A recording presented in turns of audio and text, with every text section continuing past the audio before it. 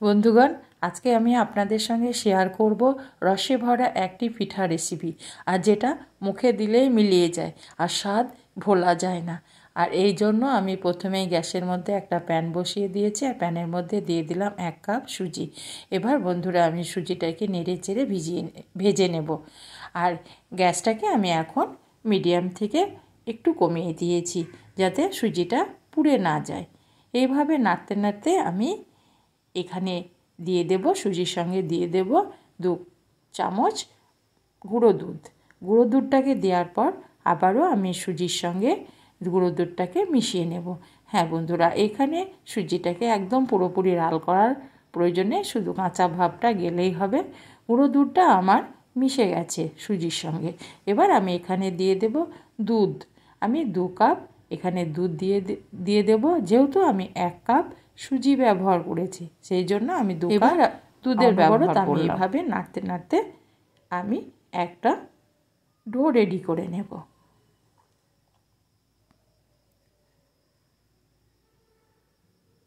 দেখুন বন্ধুরা, অটোমেটিক একটা ডো রেডি হয়ে যাচ্ছে।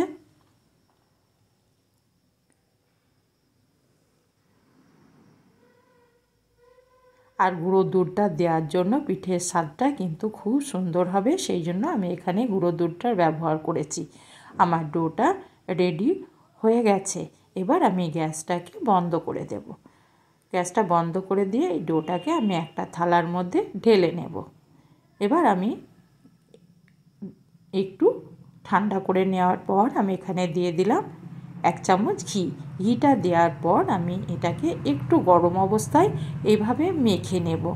আর যত বেশি ভালো মাখা হয়, তত কিন্তু পিঠেটার ভিতরটা হবে সফট, নরম, খেতে কিন্তু দারুণ লাগবে বন্ধুরা। সেই জন্য আমি ডোটাকে ভালো করে চিপে চিপে মেখে নিলাম। ডোটা আমার রেডি হয়ে গেছে।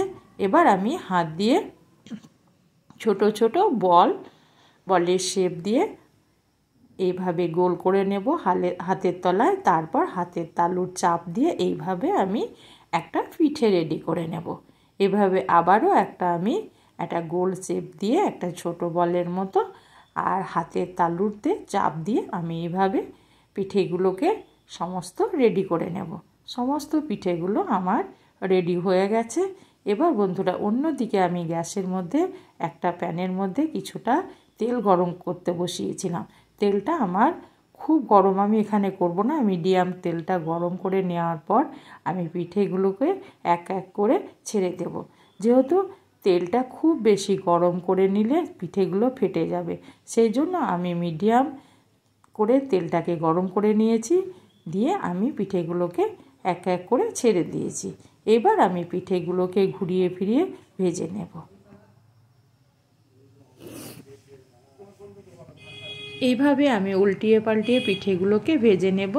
হ্যাঁ, খুব বেশি গরম হয়ে গেলে তেল পিঠে কিন্তু ফেটে যেতে পারে, সেই জন্য আমি খুব বেশি তেল প্রথমে গরম করে নিইনি। এবার গ্যাসটাকে একটু বাড়িয়ে দিয়ে এইগুলোকে আমি নেড়ে চেড়ে ভেজে নেব। পিঠেগুলো আমার ভাজা হয়ে গেছে। এবার এগুলোকে তেল থেকে আমি উঠিয়ে নেব।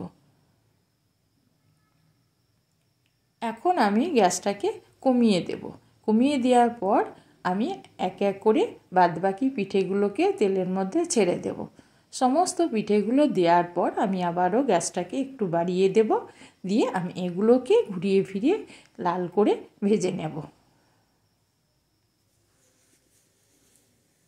এইভাবে উল্টিয়ে পাল্টিয়ে আমি এগুলোকেও লাল করে ভাজবো। কালার এসে গেছে আমার, এগুলো ভাজা হয়ে গেছে। এবার এক এক করে এগুলোকে তেল থেকে উঠিয়ে নেব। এইভাবে আমি সমস্ত পিঠেগুলোকে ভেজে নেব। সমস্ত পিঠে আমার ভাজা হয়ে যাওয়ার পর আমি এখানে গ্যাসের মধ্যে আবারও একটা প্যানের মধ্যে দিয়ে দিলাম 1/2 কাপ চিনি। চিনিটা আপনারা আপনাদের মন মতো নিয়ে নেবেন, পছন্দ মতো নিয়ে নেবেন। আর যে কাপ মেপে আমি চিনিটা নিয়েছিলাম, সেই কাপ মেপে আমি 2 কাপ জল দিয়ে দিলাম। জলটা দেওয়ার পর আমি একটু গুলিয়ে মিশিয়ে নেব চিনিটা গলে যাওয়া পর্যন্ত। এবার আমি এখানে চিনিটা গলতে থাকুক, আমি এখানে 2টো এলাচকে থিতো করে রেখেছিলাম সেটাকে দিয়ে দিলাম। এবার আমি একটু নেড়ে চেড়ে নিলাম। আমার চিনিটা সম্পূর্ণভাবে গলে গেছে। হ্যাঁ বন্ধুরা, আমি এখানে কোনো তার করব না, সেরার কোনো তার করব না, শুধুমাত্র একটু চ্যাটচেটে ভাব এসে গেলে আমার সেরাটা রেডি হয়ে যাবে।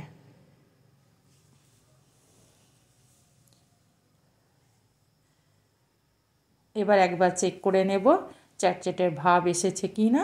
হ্যাঁ বন্ধুরা, আমার সেরার মধ্যে চ্যাটচেটে ভাব এসে গেছে, তার মানে আমার সেরাটা রেডি হয়ে গেছে। এবার আমি পিঠেগুলোকে এই সেরার মধ্যে ছেড়ে দিলাম। এবার আমি এটাকে নেড়ে চেড়ে সেরার সঙ্গে মিশিয়ে নেব। দিয়ে আমি এটাকে ঢাকা দিয়ে মিনিট 3 রান্না করে নেব, গ্যাসটাকে বাড়িয়ে দিয়ে।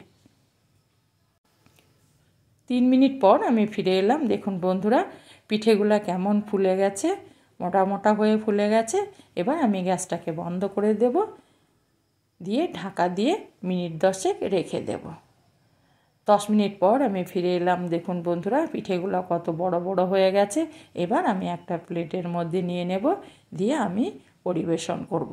হ্যাঁ বন্ধুরা, যদি আমার ভিডিওটা ভালো লেগে থাকে তবে অবশ্যই একটা লাইক করবেন আর সাবস্ক্রাইব করে আমার চ্যানেলটির পাশে থাকবেন। আর এই পুরো ভিডিওটা দেখার জন্য আপনাদের অসংখ্য